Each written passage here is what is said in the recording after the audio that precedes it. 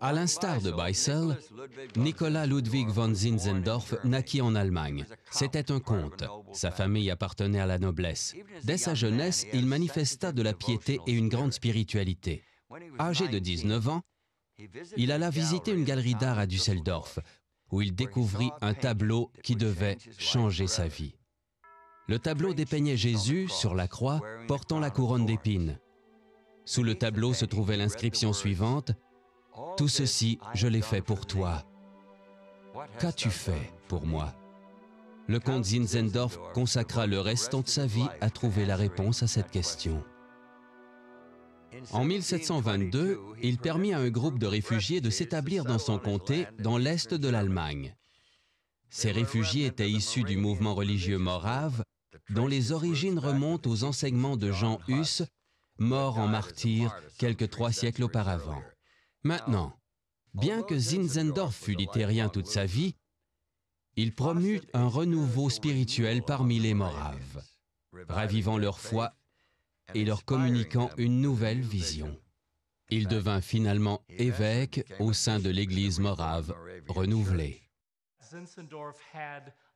Zinzendorf avait une bonne idée de la façon d'annoncer le message de l'amour de Jésus au monde entier. Ainsi, dès 1732, il envoya des missionnaires moraves partout à travers le monde pour annoncer l'Évangile par-delà les frontières culturelles.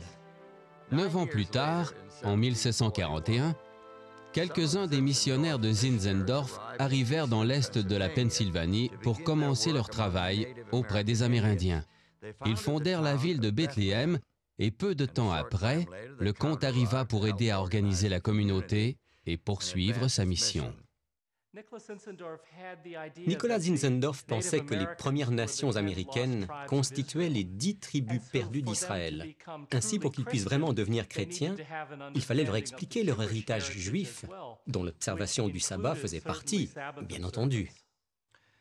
Zinzendorf pensait que le sabbat était un élément commun à tous les hommes, peu importe où ils se trouvent, sans restriction. C'était une fête que tout le monde pouvait observer. Il sentait aussi que si le sabbat pouvait être restauré, si tout le monde le mettait en pratique, cela aiderait à rassembler tous les hommes dans la communauté du Christ.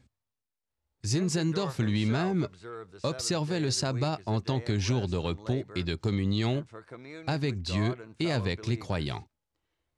Il recommanda cette pratique aux Moraves de Bethléem. Les Moraves acceptèrent unanimement, déclarant que le sabbat doit être observé en toute quiétude et en fervente communion avec le Sauveur.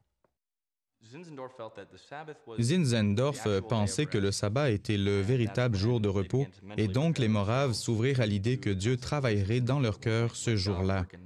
Puisque le dimanche était le jour de repos légal, selon la loi en vigueur, les Moraves observeraient en fait les 2 jours. Il semble toutefois que Zinzendorf lui-même ne considérait pas nécessairement le dimanche comme un jour de repos. Au cours de l'été 1742, il fit un périple dans les missions indiennes des Moraves. Avec ses compagnons, il campa près de Hurley, dans l'État de New York. Pendant leur séjour, quelques dignitaires locaux vinrent leur rendre visite. Le comte Zinzendorf était occupé à composer un cantique. Il était un peu distrait et ne reçut pas les dignitaires avec toutes les civilités qu'il s'attendait à recevoir. Alors l'un de ces présomptueux annonça qu'il était juge de paix et d'un air arrogant, il fit remarquer que le comte semblait très affairé pour un dimanche après-midi. Le lendemain, il traîna Zinzendorf au tribunal, lui donna une amende de 18 shillings pour avoir violé le sabbat.